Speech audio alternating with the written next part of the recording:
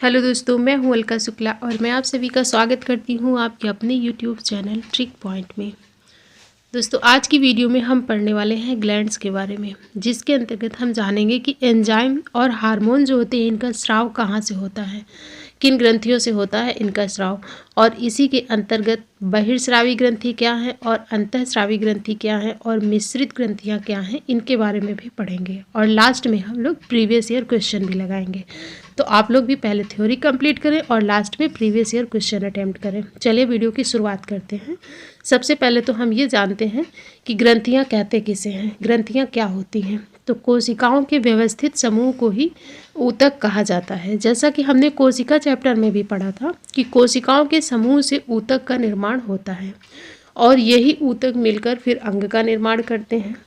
और कुछ अंग विशेष प्रकार के रसायन, एंजाइम, हार्मोन का निर्माण करते हैं, उन्हें ही ग्रंथि कहा जाता है। और ग्रंथि शरीर की विभिन्न क्रियाओं को नियंत्रित करने हेतु हार्मोन और एंजाइम बनाती है। तो जो ऊतक है, ऊतक एंजाइम हार्मोन का श्रावण करते हैं। जो भी ऊतक एंजाइम और हार्मोन का श्रावण करते हैं उन्हें ग्रंथि या फिर ग्लैंड कहते हैं। और ग्रंथि शरीर की विभिन्न क्रियाओं को नियंत्रित करने हेतु हार्मोन और एंजाइम बनाती है। अब बात करें कि ग्रंथियाँ कितने प्रकार की होती हैं, तो ग्रंथियाँ 3 प्रकार की होती हैं। कौन कौन सी हैं?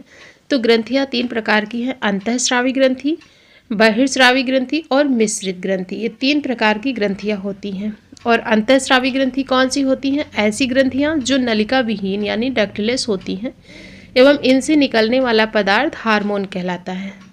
और यह हार्मोन रक्त के माध्यम से शरीर के विभिन्न अंगों में लक्षित स्थान पर पहुंचकर अपना प्रभाव दर्शाते हैं। और बहिर्स्रावी ग्रंथि किसे कहते हैं? तो ऐसी ग्रंथियां जो नलिका युक्त होती हैं और इनसे निकलने वाला पदार्थ एंजाइम कहलाता है। और मिश्रित ग्रंथियां वे ग्रंथियां होती हैं जिनसे एंजाइम और हार्मोन दोनों का ही स्रावण होता है, वे मिश्रित ग्रंथियां कहलाती हैं। तो अंतःस्रावी ग्रंथि वे ग्रंथि हैं जिनसे जो पदार्थ निकलता है उसे हार्मोन कहते हैं, यानी हार्मोन अंतःस्रावी ग्रंथियों से निकलता है। और बहिर्स्रावी ग्रंथियों से क्या निकलता है? एंजाइम निकलता है। और मिश्रित ग्रंथियां वे हैं जिनसे हार्मोन और एंजाइम दोनों ही निकलते हैं, उन्हें कहते हैं मिश्रित ग्रंथियां। अब इस फ्लो चार्ट के माध्यम से आप समझ सकते हैं तीनों ही ग्रंथियों को कि अंतःस्रावी ग्रंथियाँ, बहिर्स्रावी ग्रंथि और मिश्रित ग्रंथि। अंतःस्रावी ग्रंथि वे ग्रंथियाँ हैं जो नलिका विहीन होती हैं और हार्मोन का स्रावण करती हैं, इनसे हार्मोन निकलता है। और बहिर्स्रावी ग्रंथियाँ वे होती हैं जो नलिका युक्त होती हैं और इनसे एंजाइम निकलता है। और जिनसे एंजाइम और हार्मोन दोनों निकलते हैं वे मिश्रित ग्रंथियाँ होती हैं। अब इसके बाद हम जानते हैं कि हार्मोन क्या है। तो हार्मोन एक प्रकार का रसायन है जिसे विभिन्न ग्रंथियों द्वारा रक्त में स्रावित किया जाता है तथा रक्त के प्रवाह में यह रसायन शरीर के विभिन्न हिस्सों तक संदेश ले जाने का कार्य करता है और इन्हीं शरीर का संदेश वाहक भी कहा जाता है। हार्मोन ही हमारे शरीर के विकास, मेटाबॉलिज्म, प्रजनन आदि क्रियाओं के लिए उत्तरदायी होते हैं। इसके अतिरिक्त हमारे प्रत्येक भाव जैसे गुस्सा आना, प्यार आना, घबराहट होना आदि के लिए भी हार्मोन से जिम्मेदार होते हैं। अब अगर बात करें कि सबसे पहले कौन सा हार्मोन खोजा गया था, तो वो था सिक्रेटिन। हार्मोन शब्द की उत्पत्ति ग्रीक शब्द के हार्मो से हुई है, जिसका अर्थ होता है मैं उत्तेजित करता हूँ। और अपने नाम के अनुरूप प्रत्येक हार्मोन शरीर के एक विशेष हिस्से को उत्तेजित करता है। और हार्मोन का निर्माण अंतःस्रावी ग्रंथियों में होता है और यह ग्रंथि की कोशिकाओं से सीधे रक्त में मिल जाता है। तो ये हो गया हार्मोन के बारे में हमने जान लिया। अब हम देखते हैं एंजाइम क्या है। तो एंजाइम अलग अलग प्रकार के रसायन होते हैं जो हमारे शरीर में होने वाली कई रासायनिक क्रियाओं जैसे कि भोजन को पचाने आदि को तेज कर देते हैं। और दूसरे शब्दों में यह कहें कि यह किसी उत्प्रेरक की भांति कार्य करते हैं। एंजाइम ही शरीर में मौजूद जटिल अणुओं को ग्लूकोज जैसे छोटे छोटे अणुओं में तोड़ने में मदद करते हैं। तो मैंने पाचन तंत्र वाले वीडियो में भी डिस्कस किया था कि जो भी भोजन हम ग्रहण करते हैं वो जटिल अणुओं में होता है, यानी कॉम्प्लेक्स मॉलिक्यूल्स में होता है। और पाचन अंग जो होते हैं इन जटिल अणुओं को सरल अणुओं में परिवर्तित कर देते हैं। सरल अणु क्या है? तो ग्लूकोज सरल अणु है। और एंजाइम ही जटिल अणुओं को सरल अणुओं में तोड़ने के लिए मदद करते हैं, जिससे कि शरीर ईंधन के रूप में उपयोग कर लेता है। फिर इसके बाद अब हम तीनों ग्रंथियों को देखते हैं। तो सबसे पहले हम बहिर्स्रावी ग्रंथि को पढ़ते हैं। तो बहिर्स्रावी ग्रंथि यह नलिका युक्त ग्रंथियाँ होती हैं। इनके लक्षित अंग नज़दीक होते हैं और इनसे निकलने वाले पदार्थ एंजाइम कहलाते हैं। इतना हमने जान लिया है। अब हम देखते हैं बहिर्स्रावी ग्रंथि के अंतर्गत कौन कौन सी ग्रंथियाँ आती हैं। तो अश्रु ग्रंथि है, लार ग्रंथि है, सीबम ग्रंथि है, श्वेत ग्रंथि और दुग्ध ग्रंथि। ये सारी ग्रंथियां हैं बहिर्स्रावी ग्रंथि। अश्रु ग्रंथि से क्या निकलता है? तो आंसू निकलते हैं। लार ग्रंथि से लार निकलती है और सीबम ग्रंथि से तेल निकलता है जो हमारी स्किन से ऑयल निकलता है। और श्वेत ग्रंथि पसीना निकालती है, पसीना निकालने का कार्य करती है श्वेत ग्रंथि। और दुग्ध ग्रंथि से दूध निकलता है। और अगर बात करें कि मानव शरीर की सबसे बड़ी ग्रंथि कौन सी है या फिर सबसे बड़ी बहिर्स्रावी ग्रंथि कौन सी है, तो वो यकृत है, लीवर है। मानव शरीर की सबसे बड़ी ग्रंथि पूछे या फिर बहिर्स्रावी ग्रंथि पूछे सबसे बड़ी, यकृत होगा, लीवर होगा आंसर। और इसका वजन लगभग 1.5 से 2 kg होता है और यकृत द्वारा पित्त स्रावित होता है और यह पित्त आंत में उपस्थित एंजाइम की क्रिया को तीव्र कर देता है। तो पित्त के बारे में डाइजेस्टिव सिस्टम में हमने डिटेल में पढ़ रखा है। अगर आपने वीडियो नहीं देखा है तो बायो की प्लेलिस्ट बनी हुई है, वहाँ से जाके आप देख सकते हैं। तो यकृत द्वारा पित्त स्रावित होता है और यह पित्त आंत में उपस्थित एंजाइम की क्रिया को तीव्र कर देता है। जब भी हम कुछ खाते हैं तो लीवर के द्वारा ही पित्त रिलीज किया जाता है जिससे हमारा भोजन पचता है। इसमें मौजूद पित्त हमारे भोजन को छोटे छोटे अणुओं में बांट देते हैं और भोजन आसानी से पच जाता है। हमारे शरीर में मौजूद जितनी भी हानिकारक विषाक्त पदार्थ होते हैं उन्हें बाहर निकालने का कार्य भी लीवर के द्वारा किया जाता है। तो लीवर से आपको क्या याद रखना है? 2 चीज़ें ज़रूर याद रखें। पहला तो ये कि मानव शरीर की सबसे बड़ी ग्रंथि कौन सी है, तो वो लीवर है। और दूसरा यह है कि मानव शरीर की सबसे बड़ी बहिर्स्रावी ग्रंथि कौन सी है, तो वो भी लीवर है। ये 2 चीज़ें आप ज़रूर याद रखें लीवर से। इसके बाद अब है अंतःस्रावी ग्रंथियाँ। मानव के ब्रेन में 3 अंतःस्रावी ग्रंथि पाई जाती हैं। कौन कौन सी हैं? पीनियल ग्लैंड, हाइपोथैलेमस और पिट्यूटरी यानी पीयूष ग्रंथि। तो मानव के ब्रेन में कितनी ग्रंथि अंतःस्रावी ग्रंथियां हैं? याद रखिए 3 हैं। कौन कौन सी हैं? इनके नाम भी याद रखिए। पीनियल है, हाइपोथैलेमस है और पिट्यूटरी है। इसके बाद फिर नीचे आने पर गले में एक पाई जाती है ग्रंथि जिसे कहते हैं थायराइड ग्रंथि। और थायराइड ग्रंथि के पीछे ही एक पैराथायराइड ग्रंथि है गले में ही। तो गले में हमें 2 याद रखनी है, 2 ग्रंथियाँ। कौन कौन सी? थायराइड ग्रंथि और पैराथायराइड ग्रंथि, दोनों गले में पाई जाती हैं। उसके बाद फिर और नीचे आएंगे हम चेस्ट में। चेस्ट जिसमें पाई जाती है थाइमस ग्रंथि। थाइमस ग्लैंड कहाँ पाई जाती है? तो चेस्ट में पाई जाती है। इसके बाद फिर किडनी के ऊपर, दोनों किडनी के ऊपर एक ग्रंथि है जिसे कहते हैं एड्रिनल ग्लैंड। फिर है अग्नाशय और ये है मिश्रित ग्लैंड। अग्नाशय क्या है? तो मिश्रित ग्लैंड के अंतर्गत आता है अग्नाशय और इससे हार्मोन और एंजाइम दोनों ही निकलते हैं। और उसके बाद फिर है जनन ग्रंथि और ये पुरुषों में अलग और महिलाओं में अलग होती है। मेल की जनन ग्रंथि को टेस्टिस कहते हैं और फीमेल की जनन ग्रंथि को ओवरी कहते हैं।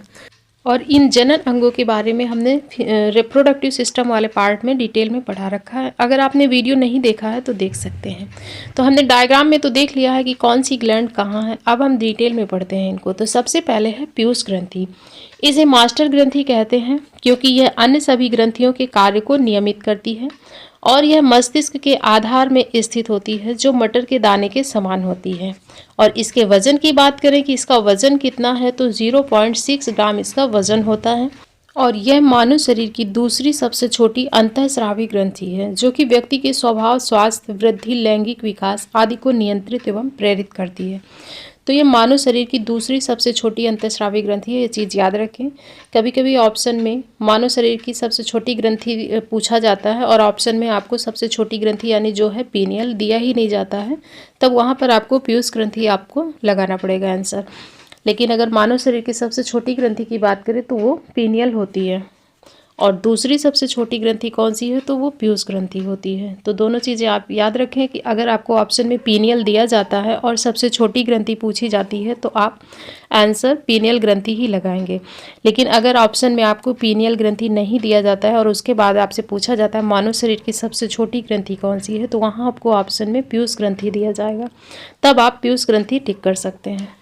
और पीयूष ग्रंथि से कुछ हार्मोन निकलते हैं, इन्हें देखते हैं। इससे मुख्य रूप से 5 प्रकार के हार्मोन निकलते हैं।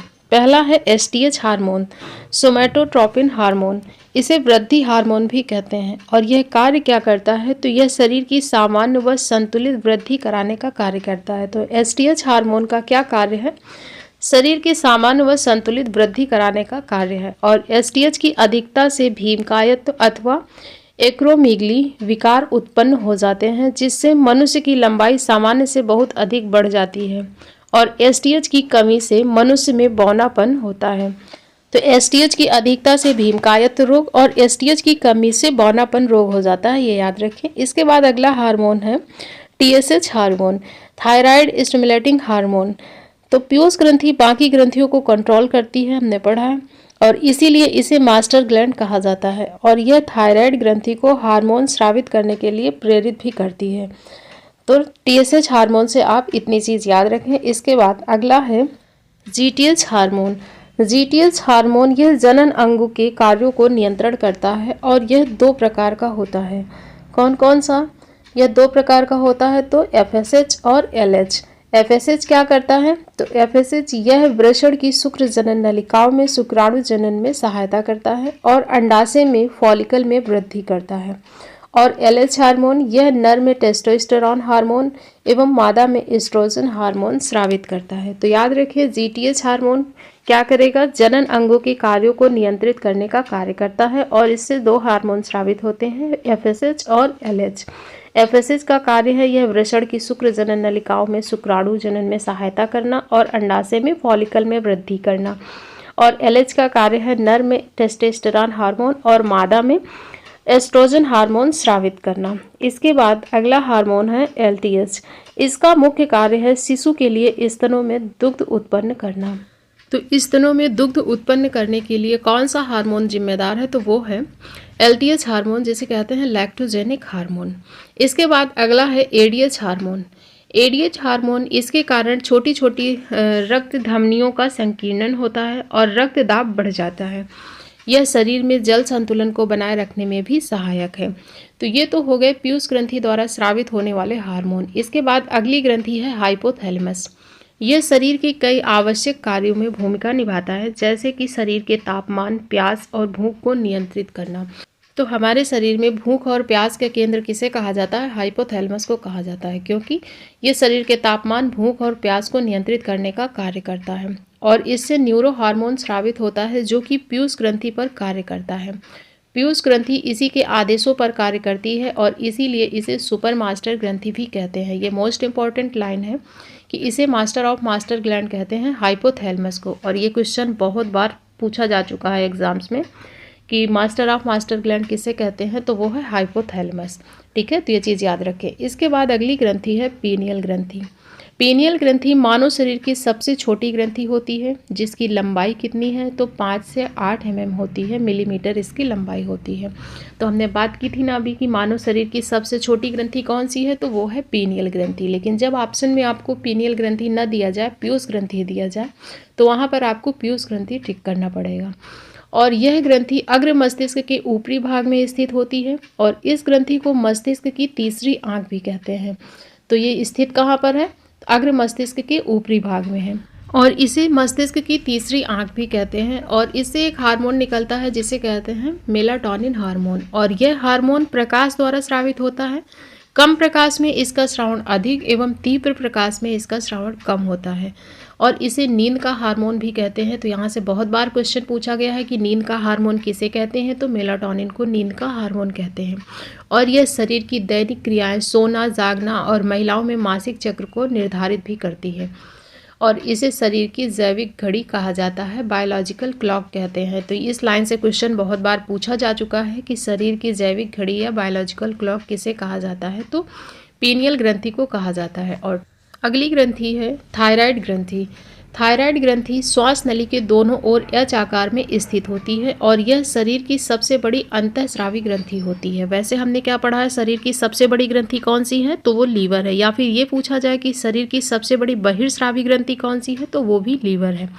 लेकिन जब अंतःस्रावी ग्रंथि पूछेगा कि शरीर की सबसे बड़ी अंतःस्रावी ग्रंथि कौन सी है, तो वहाँ पर आपका आंसर होगा थायराइड ग्रंथि। और इसका आकार कैसा है ये भी पूछा जाता है, आकार से क्वेश्चन पूछा जाता है। तो इसका आकार एच आकार का होता है। आप देख सकते हैं ये डायग्राम कैसा दिख रहा है आपको, एच आकार का दिख रहा है ना, यही है थायराइड ग्रंथि। और इससे थायरॉक्सिन नामक हार्मोन निकलता है जिसमें आयोडीन तत्व पाया जाता है, जो शरीर में आयोडीन की मात्रा का निर्धारण करता है। तो थायरॉक्सिन हार्मोन किस ग्रंथि से निकलता है, तो थायराइड ग्रंथि से निकलता है। और थायरॉक्सिन हार्मोन का कार्य क्या है ये देखते हैं। तो थायरॉक्सिन हार्मोन के कार्य, यह कोशिकीय श्वसन की गति को तीव्र करता है और पीयूष ग्रंथि के हार्मोन के साथ मिलकर शरीर में जल संतुलन का नियंत्रण भी करता है। और यह शरीर की सामान्य वृद्धि, विशेषता, हड्डियों, बाल इत्यादि के विकास के लिए अनिवार्य है। और थायरॉक्सिन की कमी से होने वाले रोग कौन कौन से हैं, तो एक है जड़मान्यता और दूसरा है घेंघा। जड़मान्यता क्या है, तो यह जन्म से पूर्व गर्भावस्था में आयोडीन की कमी से होने वाला रोग है। इसमें शिशु का संपूर्ण शारीरिक एवं मानसिक विकास रुक जाता है। किसमें, जड़मान्यता रोग में। और किसकी कमी से हो रहा है, तो थायरॉक्सिन की कमी से होता है। दूसरा है घेंघा। घेंघा भोजन में आयोडीन की कमी से यह रोग उत्पन्न हो जाता है और इस रोग में थायराइड ग्रंथि के आकार में बहुत वृद्धि हो जाती है। तो दोनों रोग आप याद रखें, जड़मान्यता और घेंघा किसकी कमी से होने वाले रोग हैं, थायरॉक्सिन की कमी से होने वाले रोग हैं। और ये दोनों ही थायराइड ग्रंथि से संबंधित हैं। इसके बाद अगली ग्रंथि है पैराथायराइड ग्रंथि। यह थायराइड ग्रंथि के चारों ओर ठीक पीछे स्थित होती है। आप देख सकते हैं ये डायग्राम में जो आपको मटर के दाने के समान संरचना दिख रही है ना, इसे ही कहते हैं पैराथायराइड ग्रंथि। और इससे दो हार्मोन स्रावित होते हैं, कौन कौन से, पैराथायराइड हार्मोन और कैल्सिटोनिन हार्मोन। पैराथायराइड हार्मोन, यह हार्मोन तब स्रावित होता है जब रक्त में कैल्शियम की कमी हो जाती है। और कैल्सिटोनिन हार्मोन, यह हार्मोन तब स्रावित होता है जब रक्त में कैल्शियम की मात्रा अधिक हो जाती है। अर्थात हम यह कह सकते हैं कि पैराथायराइड ग्रंथि से निकलने वाला हार्मोन रक्त में कैल्शियम की मात्रा को नियंत्रित करता है। और क्वेश्चन यही पूछा जाता है कि रक्त में कैल्शियम की मात्रा को नियंत्रित करने का कार्य कौन सी ग्रंथि द्वारा किया जाता है, तो वो है पैराथायराइड ग्रंथि, क्योंकि इसी से निकलता है पैराथायराइड हार्मोन और कैल्सिटोनिन हार्मोन। पैराथायराइड हार्मोन क्या करेगा, कैल्शियम की जब कमी हो जाती है रक्त में तब ये स्रावित होता है। और कैल्सिटोनिन हार्मोन तब स्रावित होगा जब रक्त में कैल्शियम की मात्रा अधिक हो गई हो। इसके बाद अगली ग्रंथि है थाइमस ग्रंथि। थाइमस ग्रंथि हृदय के समीप स्थित होती है, जो कि एंटीबॉडी के निर्माण और शरीर में रोग प्रतिरोधक क्षमता को बनाए रखती है। और यह संक्रमण के प्रति सुरक्षा प्रदान करती है। और यह ग्रंथि उम्र बढ़ने के साथ साथ घटती जाती है। ये चीज़ याद रखें, थाइमस ग्रंथि जो होती है उम्र के बढ़ने के साथ साथ ये घटती जाती है। और इस ग्रंथि से थाइमोसिन हार्मोन का स्रावण होता है, जो कि शरीर में टी लिम्फोसाइट का निर्माण बढ़ाकर एंटीबॉडी बनाता है, जो कि शरीर के प्रतिरक्षा तंत्र को मजबूती प्रदान करता है। और थाइमस ग्रंथि को प्रतिरक्षा तंत्र का राजा भी कहा जाता है। यह ग्रंथि जन्म के समय लगभग 10 से 12 ग्राम की होती है और इसके बाद युवाओं में ये 20 से 22 ग्राम की होती है, लेकिन वृद्धों में मात्र 3 से 6 ग्राम की रह जाती है, क्योंकि ये उम्र बढ़ने के साथ साथ घटती जाती है। ठीक है, इसके बाद अगली ग्रंथि है अधिवृक्क ग्रंथि यानी एड्रिनल ग्रंथि। एड्रिनल ग्लैंड किडनी के ऊपरी सिरे पर स्थित होती है। यह भय, क्रोध, उत्तेजना आदि के समय अधिक सक्रिय होती है और इसीलिए इसे आपातकालीन ग्रंथि भी कहते हैं। तो क्वेश्चन पूछा जाता है शरीर की आपातकालीन ग्रंथि कौन सी है, तो वो है अधिवृक्क ग्रंथि या फिर एड्रिनल ग्लैंड। और यह शरीर में लैंगिक लक्षण, लवण की मात्रा और शर्करा की मात्रा को भी नियंत्रित करती है। और इसे 3F या 4S ग्रंथि भी कहा जाता है। तो 3F क्यों कहते हैं, क्योंकि इससे जो हार्मोन निकलता है फियर, फाइट और फ्लाइट। और 4S क्यों कहते हैं, क्योंकि इससे 4S हार्मोन निकलते हैं, यानी सेक्स, स्ट्रेस, सॉल्ट और स्टेरॉइड। तो इसीलिए इसे 3F या 4S ग्रंथि भी कहा जाता है। और यह 2 भागों में विभाजित होती है, कॉर्टेक्स और मेड्यूला। ये आप देख रहे हैं ना, ये जो देख रहे हैं ये है कॉर्टेक्स और ये है मेड्यूला। ठीक है, तो आंतरिक भाग को क्या कहते हैं, मेड्यूला कहते हैं, और बाहरी भाग को इसका क्या कहते हैं, कॉर्टेक्स कहते हैं। और इसके अन्य नाम भी हैं। अन्य नाम क्या है इसके, इस ग्रंथि के कुछ अन्य नाम हैं और ज़्यादातर जो क्वेश्चन पूछे जाते हैं वो अन्य नाम से ही क्वेश्चन पूछे जाते हैं। अन्य नाम है 3F या 4S हार्मोन, किस ग्रंथि को कहते हैं? तो एड्रिनल ग्लैंड को कहते हैं। जीवन रक्षक हार्मोन कहते हैं इसे, लड़ो या उड़ो हार्मोन भी कहते हैं, आपातकालीन हार्मोन कहते हैं और करो या मरो हार्मोन कहते हैं। तो इसमें जो सबसे ज़्यादा क्वेश्चन पूछे जाते हैं, लड़ो या उड़ो हार्मोन किस ग्रंथि को कहते हैं, या फिर करो या मरो हार्मोन किस ग्रंथि से निकलता है, किसे कहते हैं? तो एड्रिनल ग्लैंड को कहते हैं, याद रखें। इसके बाद अगली ग्रंथि है जनन ग्रंथि। जनन अंग प्रजनन क्रिया में प्रत्यक्ष रूप से शामिल होते हैं। पुरुष की जनन ग्रंथि को वृषण तथा मादा की जनन ग्रंथि को अंडाशय कहा जाता है। यानी पुरुष की जो जनन ग्रंथि है वो क्या है? तो टेस्टिस है, और मादा की जनन ग्रंथि क्या है? वो ओवरी है। पुरुष की जनन ग्रंथि वृषण, और इससे जो हार्मोन निकलता है वो क्या निकलेगा? टेस्टोस्टेरॉन। और मादा की जनन ग्रंथि अंडाशय यानी ओवरी, इससे हार्मोन निकलता है एस्ट्रोजन और प्रोजेस्टेरॉन। तो याद रखें कि टेस्टोस्टेरॉन हार्मोन जो है ये पुरुष जनन ग्रंथि से निकलता है, और इसका कार्य क्या है? तो यह मेल सेक्स हार्मोन है। पुरुष में यौवन और उनके विकास के लिए टेस्टोस्टेरॉन ही जिम्मेदार होता है। टेस्टोस्टेरॉन पुरुषों में द्वितीयक कैरेक्टर को निर्धारित करता है, जैसे कि दाढ़ी मूंछ का निकलना, आवाज़ का भारी होना, सीने का चौड़ा होना। यह सब किसके कारण होता है? तो टेस्टोस्टेरॉन हार्मोन के कारण ही होता है। और इसके बाद जो मादा जनन ग्रंथि से निकलता है ओवरी से, एस्ट्रोजन हार्मोन और प्रोजेस्टेरॉन हार्मोन। तो एस्ट्रोजन हार्मोन क्या कार्य करता है? यह हार्मोन महिलाओं में द्वितीयक लैंगिक लक्षणों जैसे कि स्तन ग्रंथियों का विकास, आवाज़ का पतला होना, मासिक चक्र का निर्धारण आदि के लिए यह जिम्मेदार होता है। और है प्रोजेस्टेरॉन हार्मोन। तो यह हार्मोन प्रेगनेंसी के दौरान अहम भूमिका निभाता है। यह शरीर के महत्वपूर्ण कार्यों को उत्तेजित करने में बढ़ावा देता है, जिससे कि प्रेगनेंसी के लिए शरीर तैयार करने में सहायक होता है। तो याद रखें, जनन ग्रंथियाँ, जनन ग्रंथि कौन? पुरुष की क्या है? तो वृषण है। और मादा की क्या है? फीमेल की तो अंडाशय ओवरी है। और पुरुष जनन ग्रंथि से कौन सा हार्मोन निकलता है? तो टेस्टोस्टेरॉन हार्मोन निकलता है। और मादा जनन ग्रंथि से कौन सा हार्मोन निकलेगा? तो एस्ट्रोजन और प्रोजेस्टेरॉन हार्मोन निकलता है। इसके बाद अब हम देखते हैं मिश्रित ग्रंथियों के बारे में। हमने अंतःस्रावी ग्रंथि और बहिर्स्रावी ग्रंथि दोनों के बारे में पढ़ लिया। अब देखते हैं मिश्रित ग्रंथियाँ क्या हैं। तो ऐसी ग्रंथि जिससे अंतःस्रावी और बहिर्स्रावी दोनों प्रकार के कार्य होते हैं उन्हें मिश्रित ग्रंथि कहा जाता है, जैसे कि अग्नाशय। तो मिश्रित ग्रंथि का उदाहरण हमेशा पूछा जाता है, कौन सा है? तो अग्नाशय है, याद रखें। और अग्नाशय से एंजाइम भी निकलता है और हार्मोन भी निकलता है। तो एंजाइम कौन कौन से निकलते हैं इन्हें देखते हैं। तो लाइपेज है, यह फैट तथा वसा का पाचन करता है। जो लाइपेज एंजाइम निकलता है इससे, तो ये कार्य क्या करता है? यह फैट तथा वसा का पाचन करता है। और एमाइलेज निकलता है और ट्रिप्सिन निकलता है। एमाइलेज क्या करेगा? यह स्टार्च का पाचन कर देता है। और ट्रिप्सिन क्या करेगा? पेप्टोन को पेप्टाइड में बदल देता है। तो ये 3 एंजाइम आप याद रखें जो कि अग्नाशय से निकलते हैं। तीनों एंजाइम का कार्य क्या है ये भी याद रखें। Lipase, amylase, trypsin. Lipase fat और वसा का पाचन करेगा, एमाइलेज स्टार्च का पाचन करेगा और ट्रिप्सिन पेप्टोन को पेप्टाइड में बदल देता है। और हार्मोन निकलता है। तो हार्मोन कौन कौन से निकलते हैं? तो अग्नाशय में पाई जाती हैं कोशिका। कौन कौन सी? अल्फा कोशिका, बीटा कोशिका और गामा कोशिका। और अल्फा कोशिका यह ग्लूकागॉन नामक तत्व निर्मित करती है जो ग्लूकोज के लेवल को बढ़ा देता है। और बीटा कोशिका का काम क्या है? यह इंसुलिन नामक हार्मोन निकालती है। और इंसुलिन की कमी से ही मधुमेह रोग हो जाता है। तो इंसुलिन किस कोशिका से निकलता है? बीटा कोशिका से निकलता है। और इसके बाद फिर है गामा कोशिका। यह भोजन को ग्रहण करके ऊर्जा का निर्माण करती है। तो ये तीनों कोशिका याद रखें, अल्फा कोशिका, बीटा कोशिका और गामा कोशिका।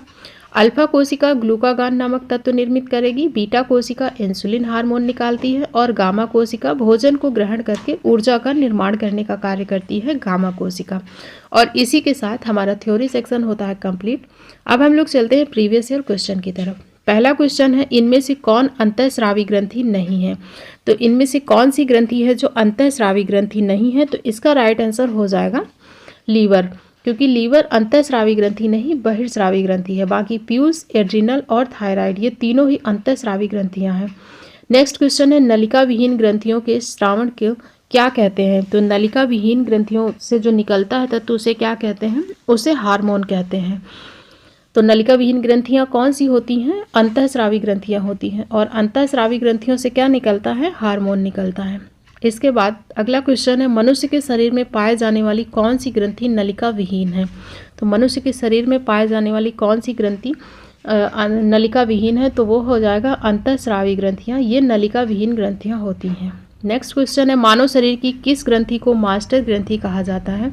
तो मास्टर ग्रंथि कहते हैं पीयूष ग्रंथि को। करेक्ट आंसर हो जाएगा ऑप्शन नंबर बी, पीयूष ग्रंथि।